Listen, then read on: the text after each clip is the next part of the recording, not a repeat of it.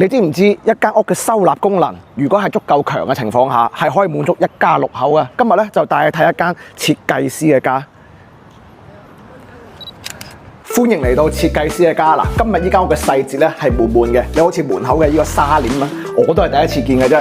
嗰啲細節真係做得好好嘅，而且由我哋嘅鞋櫃位置一直到我哋嘅電視背景牆咧，全部都係通鋪呢啲進口嘅板材做晒啲咁嘅訂製櫃噶啦。成間屋咧，佢自己話，就算佢自己係設計師，佢都要抌咗成40萬落去裝修，非常之抌本嘅。而且咧，我哋陽台位置亦都係打通咗啦。其實點解我哋要成日過嚟影視頻呢？係因為我哋希望影一啲細節上面嘅嘢，係你哋平時 VR 睇唔到嘅。你睇個景觀先，望晒我哋廣州園啦，夜晚 Coco Park 咧都望到嘅景觀係絕對係一流嘅。而且我哋餐客廳嘅呢個部分咧，你冇感覺上係平平無奇啊！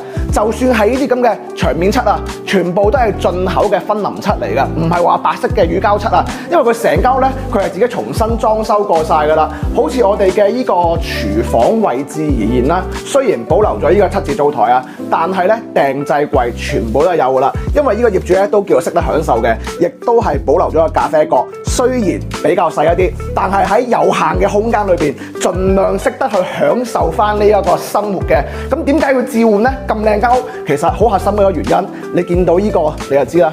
有2個小朋友，亦都有2個老人家，再加2個大人，6口人住，都叫做掹掹緊夠住嘅情況下，佢亦都想去提升一下佢自己嘅個生活質量。呢度細房位置，鋼琴亦都擺得落嘅。成間屋嘅格式嘅話咧，進行咗一個微調嘅，好似呢埲牆咁樣樣，佢係褪咗入嚟少少，預留咗一個櫃位俾到我哋嘅主人套房嘅。咁目前呢間屋嘅話咧，性價比其實我覺得係 OK 嘅，你睇下舒唔舒服先？